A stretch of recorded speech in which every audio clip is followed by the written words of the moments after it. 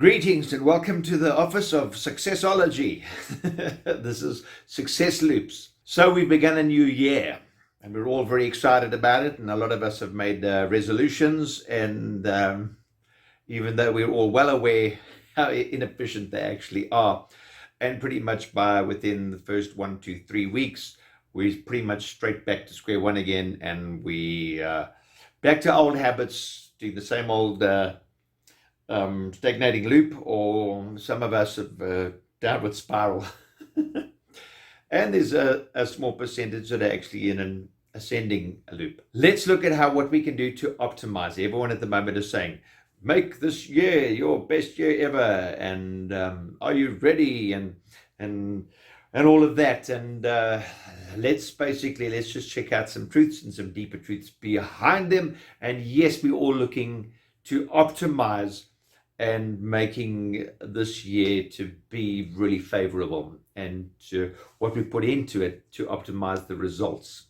So let's get past that. Yes, we know that resolutions are pretty ineffective. And I mean, if we look at the word resolution, we look at basically, resolve and solution, and they don't look really bad. But let's dive and have a look at a deeper truth. I read what got me onto the subject is I read recently, and it really appealed to me, where it said, forget resolutions, rather look at solutions. And I thought, that's pretty cool. And then I got to another one which says, forget resolutions, let's look at realizations. And that one really struck a chord. So now if we look at solutions to resolve something, and solutions, the problem there is that they're all based on an outcome, all based on realizing a specific goal. And the flawed premise that happens there is normally the euphoria and the happiness that ensues of reaching that goal is always temporary. You climb the mountain and you bask in the euphoria, and it's like, woo! And you look at the stupendous view, and it's all great and brilliant, and there's nothing wrong with that. But you turn around and look, and you realize, hang on, there's another higher peak, and there's another higher peak behind that one, and behind that one is an even higher peak. And this is pretty much, we're in an infinite universe, and there's space for infinite growth. And that the fact is we actually, as eternal beings ourselves, there's no end zone. There's just continued expansion. And we always put all of our happiness in that little basket of that goal that is to be realized. So our happiness then basically becomes reliant on that goal, reliant on the outcome, and it's short-lived. So what is the deeper truth behind that? So the deeper truth behind that is rather making your goals emotion-based, feelings-based, so that you're not really looking at the specific outcome. Because if we're looking at really high achievers and people that are really have excelled and have done really, really well, they thrive in what they're doing, in the process. It's the marathon and not the sprint. It's not just the finish line. They revel in if you're a sprinter, they revel in the sprint. If they're at a marathon, they revel in the run, or the swim, or the climb. And that's pretty much the premise that the people subscribe to, which is why they're always so enthused, which is why they're always so energized, and which is why they are all their happiness and euphoria is much longer lasting. Their focus is based on what they're becoming, and not what the end zone is what I've become. I think it's just important to mention at this stage that basically everything in life being cyclical, it's important to remember that our emotions are cyclical, and that there's always going to be a shift from euphoria to dejection, to euphoria to dejection, and all of those spaces in between. Look, I'm using two extremes because I think that's my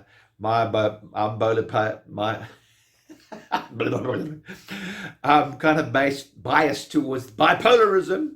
Sheesh, talk nicely. And so obviously it's all of those feelings in between those. It might not be so extreme.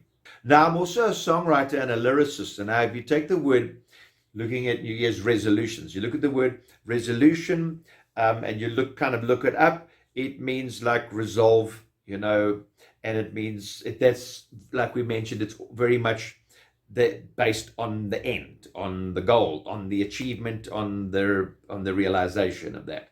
However, resolution also refers to if something is higher res or low res. It refers to how sharp and how clear the clarity of a picture is. Now, a picture could be a vision. Now, I just love that. Let's get beyond this. Let's tear up the box and throw it away, turn it inside out.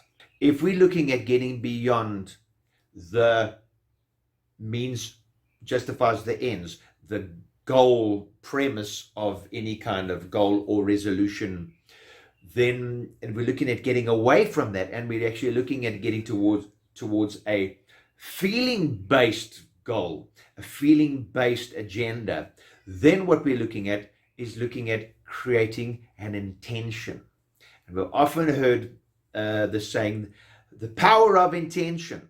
So there's obviously a lot of power in this, and there's a lot of creative force in this power of intention. So let's look at how we can better harness that. So now when I looked up intention and the meanings of it, there's two spellings. The one is with an S, and it's kind of the state we're in quite often. We're in a state of tension, intention. But the meaning there was it's the eternal content of a concept. Now, I kind of love that because the internal implies going within. So what is your eternal content regarding a particular concept? Beautiful. Now, the other spelling of intention is with a T, and the meaning for that refers to your aim or plan. So it's also looking at your vision, your mission, your purpose, your passion, compassion. So now we've got a better understanding of the concept of intention. So if we are looking at applying this now, we have to first look at 1, setting our intention, and 2, sharpening its resolution, getting really, really clear on it, getting crystal clear. Clarity. Now, this is fine if you're pretty much clear on your intention and you've got you've got a pretty good idea of where your passions lie, where your loves are, where your interests are, where your values are all at, then that's a lot easier. But what if you aren't? What if you're pretty much unsure of whatever your intention is? Then what do? So then it's up to you then to go and explore that. And I've got the tools for you for that. On our website, successloops.com, there is a list of links that can take you to various assessments. And these assessments are cycle of life assessments. There is the DISC assessment. There is your business identity assessment. There is a values determinator. There's even your love language. And all of these I've taken them from top mentors and highly successful people like Dr. John Demartini and Tony Robbins, and these are available to you to go and actually do some really closer look at yourself. And I mean, we so often our intentions as we've defined them, we've been so used to over the years, especially from a young age, being told what we should be doing and what we shouldn't be doing, and if we did something, we gained approval and acknowledgement and even love for it. So a lot of the times we're not always sure of what is our true self is, and that's why sometimes to step outside and to step towards our true desires is really scary, because we're so scared that we're going to be losing all the acknowledgement, all of the love and approval that we've gained over the years. That's cemented that. So it's really important if you haven't done that, I did at the beginning of this year as well, even though I've done them all before, to basically shine a light on that shadow part of your authentic self that you might have cast a shadow on, that you aren't really looking at, or that you're probably now unconscious of because pretty much everything else is running on automatic. The other thing we can do is, although I highly recommend taking those courses, another thing you can do is we're holding a workshop, and it's being held on Tuesday, the 18th of January, and we're calling it The Power of Intention, and we're hosting it on the full moon so we can harness all the powers and energies of the entire universe. Look, if you are esoteric, we'll be including a labyrinth walk and all of that, but I will be discussing the science behind it as well, so that it will be very, very beneficial to you to attend that. We'll be starting it at 6 o'clock, and Absolute Soul is very easy to find. Our address, we're in Southern Centurion. What will we be looking at there? I'm going to go through it in 5 steps. So what will we be looking at? First step is obviously to set that intention, and that intention, it's really important that it is aligned with your inner values, with your passions, with your compassions. Does it align you with your mission, vision, and your purpose? Your intention has to align with that for there to be that power behind it. If it supports your belief systems, then you're going to think it's possible.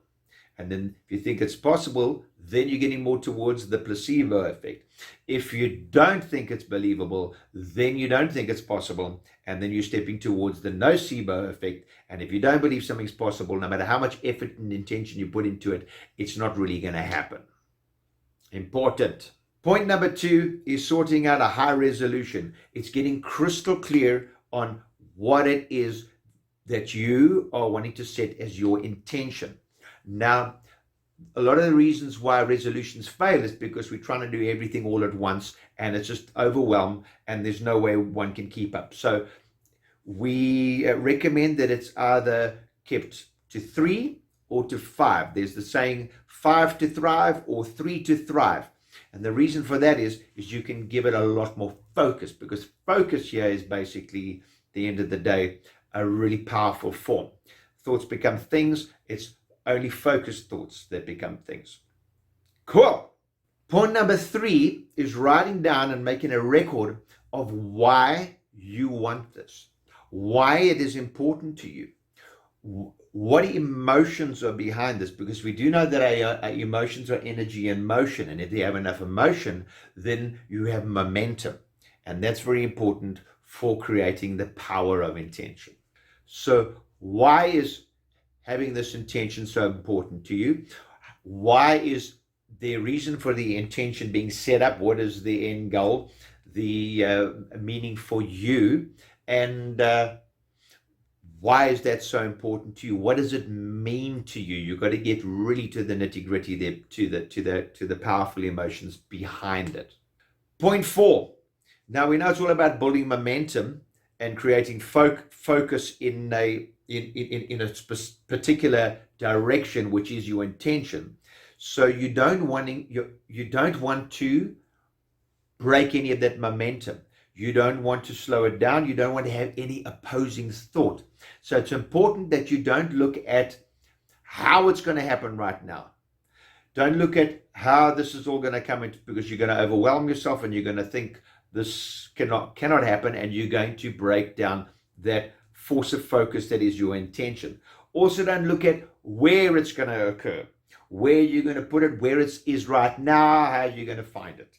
So just ignore those for now, and then just bring your focus directly back to what the intention is. Get crystal clear on what it actually is and the meaning that it has behind you, the reasons why you want it, the reasons it can serve you and can serve others, and refrain from how you're going to make this happen, or how it's going to manifest, and where it is right now, and how you can find it or track it down. It's important to remember that the plant doesn't chase after the bee to cross-pollinate it. It creates the flower, and the bee comes to the plant. So we are in a state of attraction, not of extraction. I like that. It was good. So bloom, and the bee comes to you. Now, only after these steps are in place and you've got momentum happening do you then look at creating your map. Now, your map is basically your little blueprint. And basically, what you're looking at is your intention, and you reverse engineer it. So you do look at the end game, and then you reverse engineer back to where you are right now, not where you think you are, but where you actually are.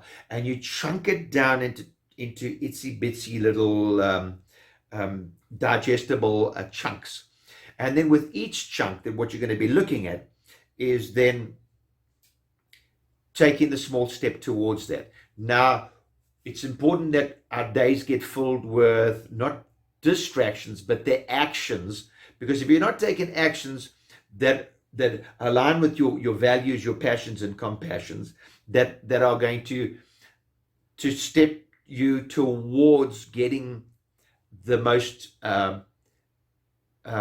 empowered and optimized strategy done, then basically the distractions just automatically get in the way. So it's very important to discern between what the distractions are and finding out what are those 3 things or 5 things are, and what can I do in the first little incremental steps can I do that is most going to create the best, working smart they call it, is going to create for me the best result that's going to get me towards those small little steps. And once you start building a habit that revolves around that, then I personally guarantee you that you're going to have a year that you're going to see fundamental results that are going to be way different and far more aligned and attuned than any others. And then that stagnant success loop that you've been stuck in, or this downward spiral, is going to start turning into an ascending spiral.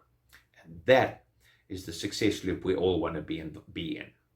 So remember to jump onto successloops.com and go grab the links to your appraisal so you can get crystal clear resolution on your intention.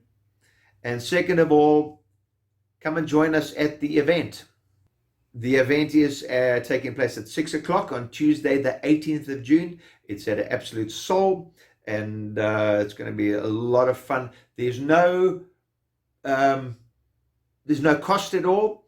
There will be an honesty box there. If anyone has value, then they can make a contribution. So we can pay for the firewood, that we can pay for the tea and coffee, and for the other resources that are there. But it's not obligational. All you have to do is be there. And the only obligation you do is to get crystal clear on your intention and to follow the steps and follow it through, so that we can optimize this year to making some giant strides. Because success at the end of the day is actually huge fulfillment.